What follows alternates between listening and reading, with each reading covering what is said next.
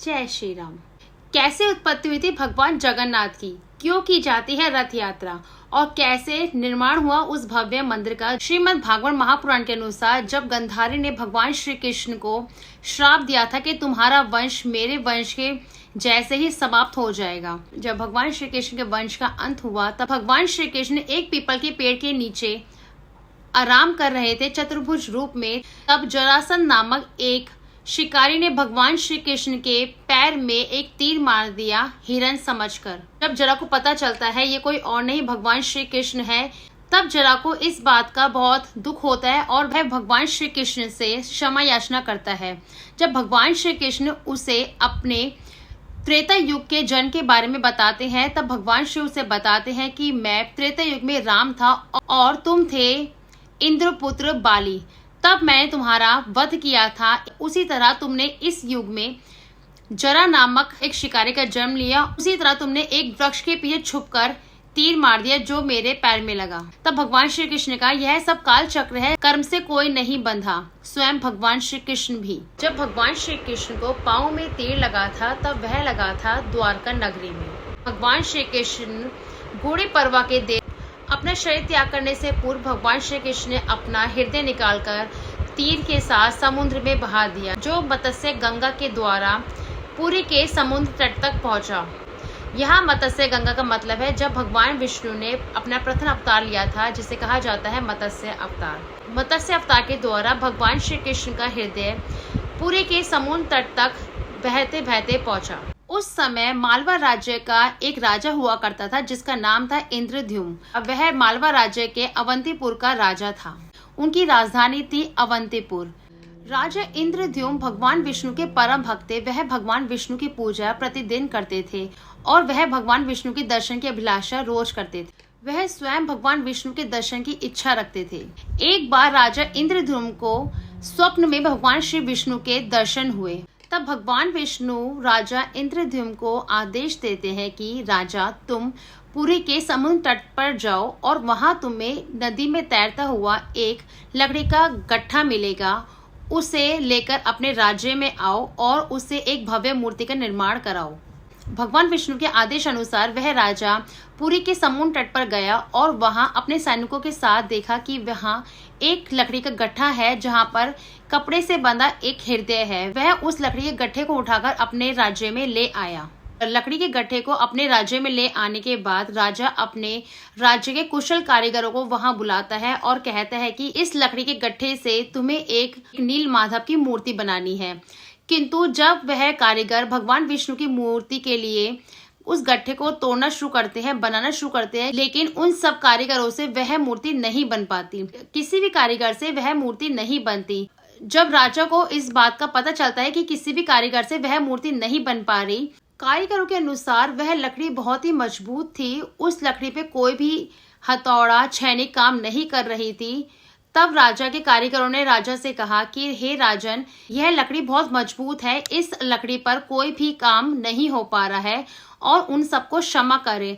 तब भगवान विष्णु ने एक बार दोबारा राजा इंद्रद्युम्न को स्वप्न में दर्शन दिया और कहा, हे राजन, आप देवताओं के शिल्पकार विश्वकर्मा जी की तपस्या कीजिए, आराधना कीजिए, वह ही इसका हल निकालेंगे। तब भगवान विष्णु के आदेश अनुसार राजा भगवान विश्वकर्मा जी की तपस्या करते हैं और भगवान विष्णु विश्वकर्मा जी को आदेश देते हैं कि वह नील माधव की मूर्ति को बनाए।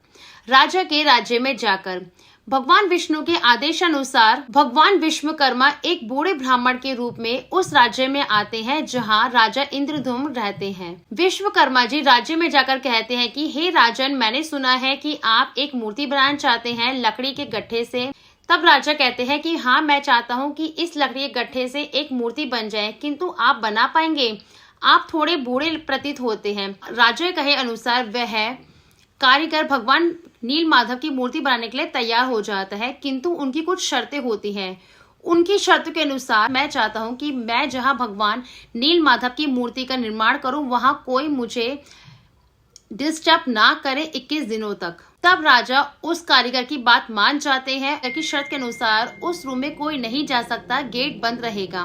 कारीगर मूर्ति बनाना शुरू कर देता है और किवाड़ बंद कर लेता है।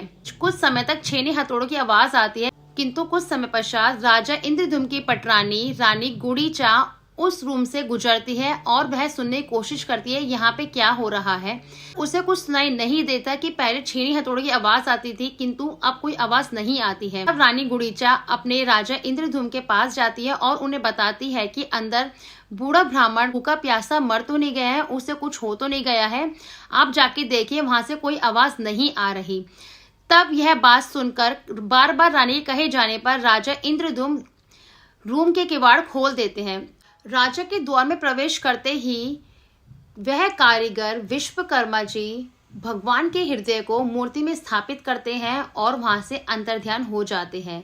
जब राजा देखते हैं कि उस रूम में कोई उपस्थित नहीं है, एक मूर्ति उपस्थित है जो कि नील माधव की है और उनकी मूर्ति में आधे हाथ और पैर है, वह अधूरी है, तब उन्हें इस बात का बहुत पश्चाताप होता है कि कारीगर के कहे अनुसार मैं 21 दिनों से पहले इस रूम में प्रवेश कर गया, और वह बहुत दुखी हो जाते हैं। दुखी होकर राजा नील माधव की मूर्ति को हृदय से लगाते हैं और महसूस करते हैं कि उस मूर्ति के अंदर एक दिल धड़क रहा है जो कि है भगवान कृष्ण का।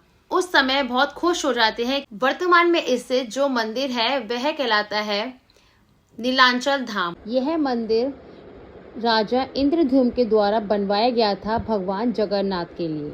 इसी मंदिर में वह भगवान नील माधव की मूर्ति को स्थापित करते हैं पाठ पूजा के द्वारा, और वहीं उसी समय भगवान जगन्नाथ की मूर्ति के साथ प्रकट हुए भगवान बलभद्र, माता सुभद्रा और भगवान जगन्नाथ जो कि उनके भाई बहन हैं, उनकी भी स्थापना राजा इंद्रद्युम्न के द्वारा की गई। आज के पुरी धाम में स्थित जगन्नाथपुरी धाम में, जो कि 4 धामों में से एक धाम है जगन्नाथपुरी धाम, जो कि विश्व प्रसिद्ध है। आज भी भगवान जगन्नाथ की मूर्ति भगवान बलभद्र और माता सुभद्रा के साथ उपस्थित है, जो कि हर 12 वर्ष में बदली जाती है, जिसे नव कलेवर कहा जाता है। जब नव कलेवर की रस्म की जाती है तब मूर्तियों में से ब्रह्म प्रधात को निकालकर नई मूर्तियों में स्थापित किया जाता है। ब्रह्म प्रधात को भगवान श्री कृष्ण का हृदय माना जाता है। भगवान श्री कृष्ण का हृदय ही है जगन्नाथपुरी धाम में। इसलिए कहा जाता है धरती पे सबसे बड़े जो भगवान है वह है जगन्नाथ भगवान। जब भगवान जगन्नाथ की मूर्ति बलभद्र और माता सुभद्रा के साथ मिट्टी में रखी जाती है उसे कहा जाता है कोयल बैकुंठ, और उसके बाद नई मूर्ति को बनाया जाता है। जब भगवान जगन्नाथ, बलभद्र और माता सुभद्रा की मूर्ति को बनाया जाता है वह रस्म चलती है 7 दिन तक। उस समय 7 दिन तक ना ही कोई पानी पीता है ना ही कोई खाता है। 7 दिन तक जो कारीगर भगवान की मूर्ति को बनाता है, जहाँ भगवान की मूर्ति बनती है वहाँ के पेड़ों के पास कोई भी पक्षी नहीं बैठता है, और मूर्ति बनने के पश्चात पंडितों के द्वारा वहाँ पूजा की जाती है और मूर्ति को मंदिर में लाया जाता है। जगन्नाथ के पुजारी के अनुसार जो पंडित भगवान जगन्नाथ की मूर्तियों में भगवान विष्णु के हृदय को स्थापित करते हैं, जब वह उस रूम में जाते हैं भगवान विष्णु के हृदय को स्थापित करने भगवान जगन्नाथ की नई मूर्ति में, तब उनके आंखों पर एक पट्टी बांधी जाती है, क्योंकि भगवान विष्णु के ब्रह्म हृदय को कोई देख नहीं सकता। वह अद्भुत होता है, निरंकार होता है, वह है भगवान कृष्ण का हृदय। पंडितों के अनुसार जब वह जगन्नाथ भगवान के हृदय को नई मूर्ति में स्थापित करते हैं तब उनके हाथ में कुछ हिलता हुआ महसूस होता है, जो वह महसूस कर सकते हैं, देख नहीं सकते, जो कि होता है जीवित अवस्था में।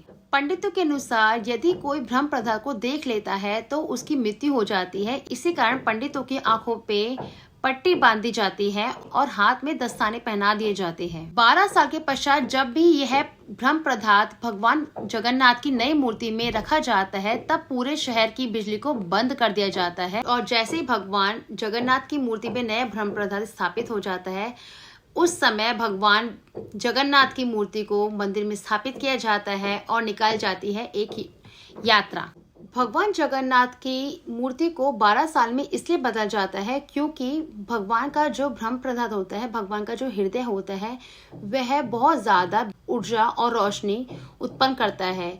इसलिए भगवान जगन्नाथ की मूर्ति को लकड़ी का बनाया गया है। भगवान की मूर्ति जो लकड़ी की होती है उसमें दरारें आने पड़ती है, इसलिए कहा जाता है हर एक 12 साल बाद भगवान जगन्नाथ की नई मूर्ति को स्थापित किया जाता है, जिससे भगवान जगन्नाथ की जो पुरानी हुई मूर्ति है वह एक गड्ढा करके भगवान जगन्नाथ, माता सुभद्रा और बालभद्र की मूर्ति को वहां रखा जाता है। इसलिए नई मूर्ति में भगवान जगन्नाथ के वह दिव्य पदार्थ को स्थापित किया जाता है। इसी कारण शहर की पूरी बिजली को काट दिया जाता है पूरी तरह से।